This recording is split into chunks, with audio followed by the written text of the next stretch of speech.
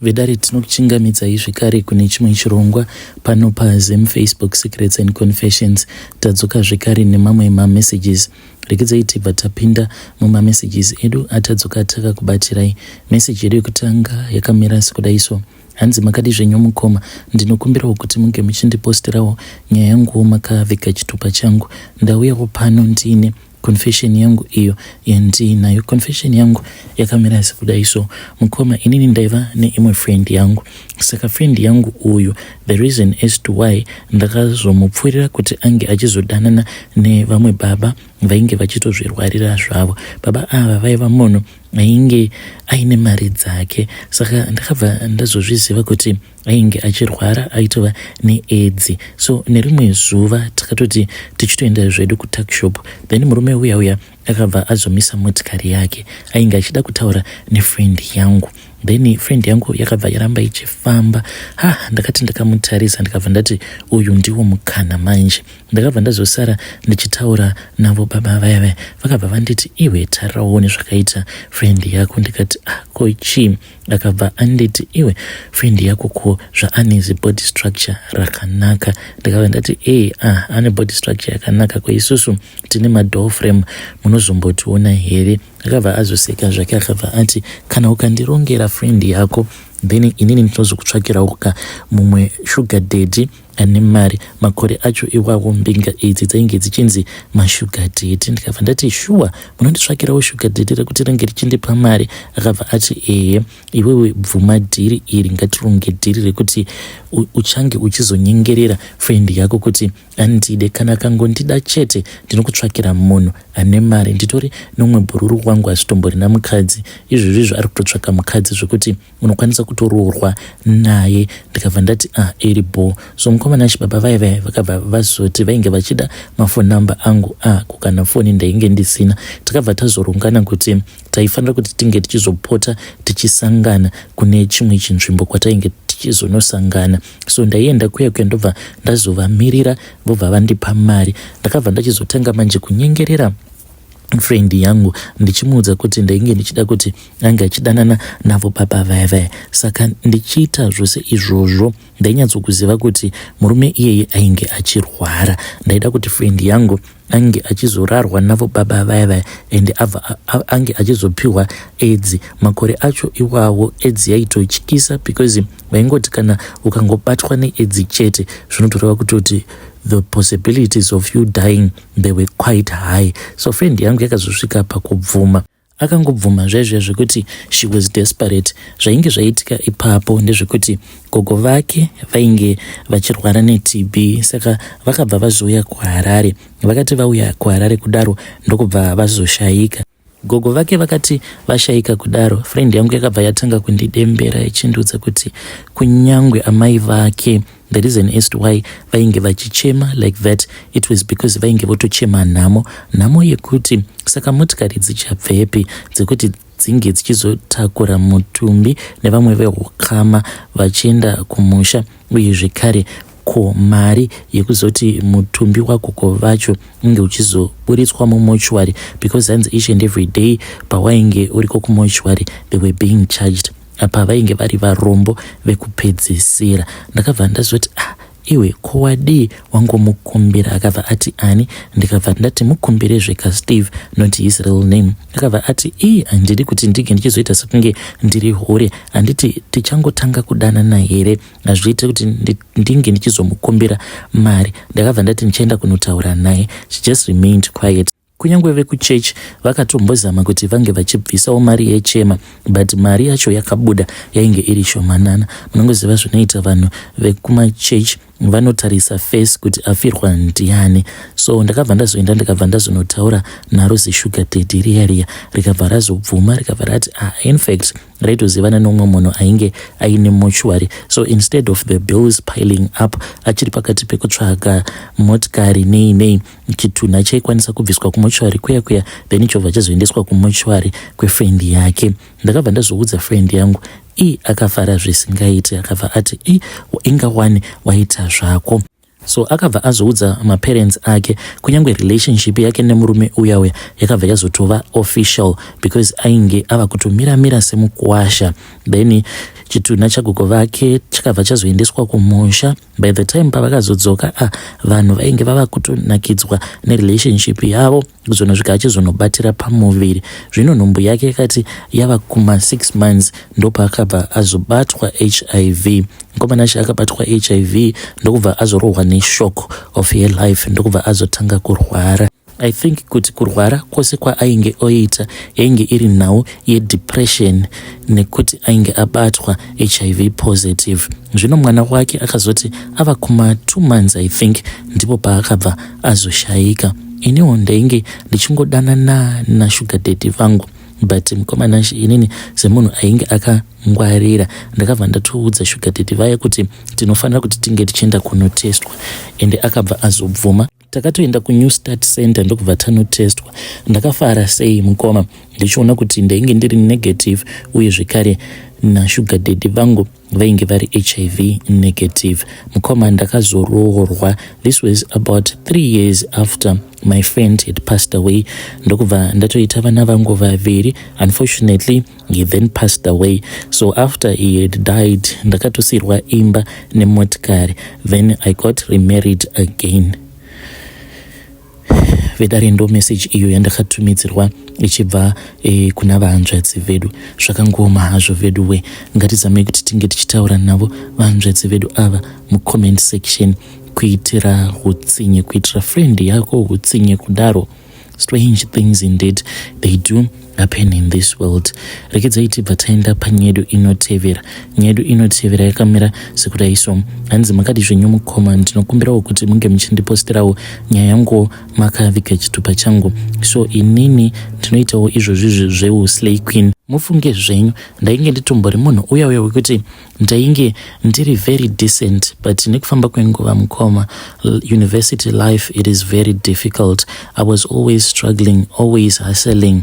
Then friend yangu yakabva yazonditi iwe uri kutambudzika zvako, but unoziva here kuti unokwanisa kutoita mari online. Ndikati kuita mari online like how? Because I had tried almost everything, like zvekudownloada zvima apps zvekuti unenge uchiona videos epa YouTube then uchiudzwa kuti unobva wazobhadharwa, but I saw kuti it was not even working at all. Zvino mukomana ichi akabva azondiudza kuti kune chimwe chiapp ichi zvachinoita ndezvekuti unobva wazojoina chiapp ichocho. Kana wajoina chiapp ichocho unenge wava kuwana ma-international callers, like varume vanenge vachikufonera. Varume ava vanoti vachikufonera kudaro unenge uchifanira kuti unge uchizovarakidza muviri wako. Murume anenge achikuudza kuti unofanira kuti unge uchiita sei, kumutambira sei, uye zvekare nekumurakidza sikarudzi yako, sort of like unenge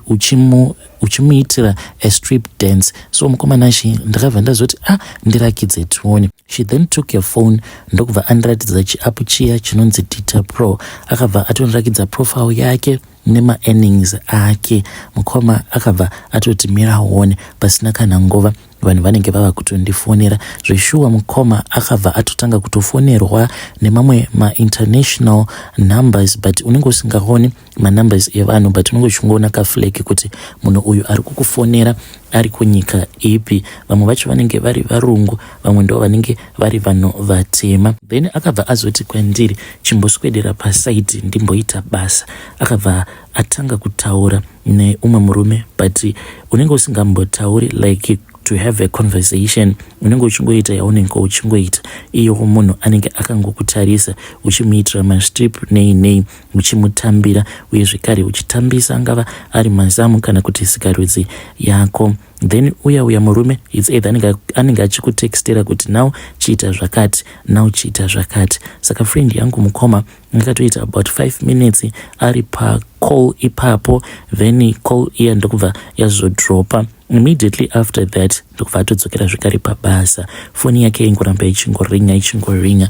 After that ndobva akabva azotondirakidza macoins awo aunowana, because unoti kana uchitotaura nemurume uchimuitira striptease iyoyo, it depends kuti iye anenge ari VIP member here kana kuti. Ndobva ndatoona kutoti ko ainge atowana tuma coins, sort of like masters, sezvinongoitwa kunana Facebook kana kunana TikTok. Ndokubva atoratidza kuti handitoona kuti ndatowana macoin angu, I can even cash in, but unozoita cash out kana kuri kunzi unenge wasvitsa mari yekuti inokwanisa kuzoita cash out. So mukomana akangoramba achingoreceiva macalls kuzonosvikawo ndichizowanawo zvevendi zvekuti ndinge ndichizochijoina. I registered and I joined mukomanashi. Nanhasi uno ndo zvandinoita izvozvo, ndo zvinotondiraramisa. Apa amai vangu havatozvizivi kuti ndo zvandiri kuita izvi muHarare. My mom is an elder.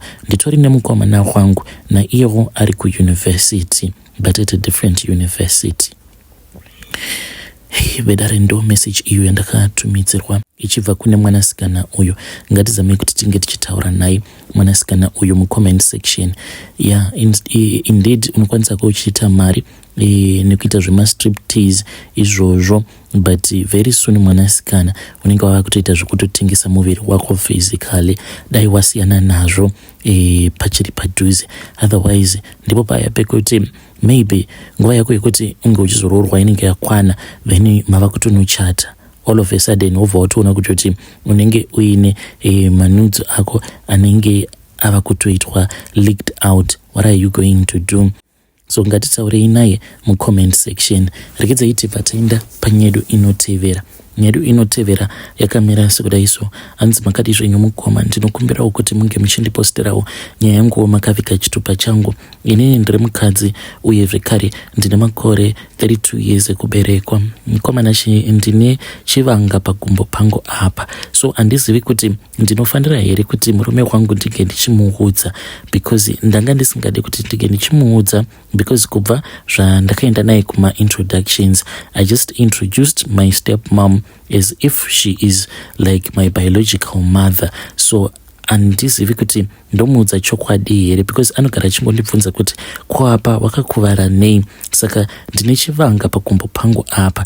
Zvakaitika mukomana ndezvekudai. So mushure mekunge amai vangu vashayika, baba vakabva vachizoroora umwe mukadzi. Saka baba vakaroora mukadzi wavo ainge aine hutsinye zvisingaiti amai nini ava. Saka amai nini vakazotorekedza kuita hutsinye. Mushure mekunge ndazotobva pamba ndo patakazototanga kutowirirana. Saka chaita kuti amai nini vagare vachingoti shungurudza yainge iri nhau yekuti vaiva munhu uya wekuti vainge vaine kakukara ndokaizokonzeresa kuti vange vachizoti shungurudza.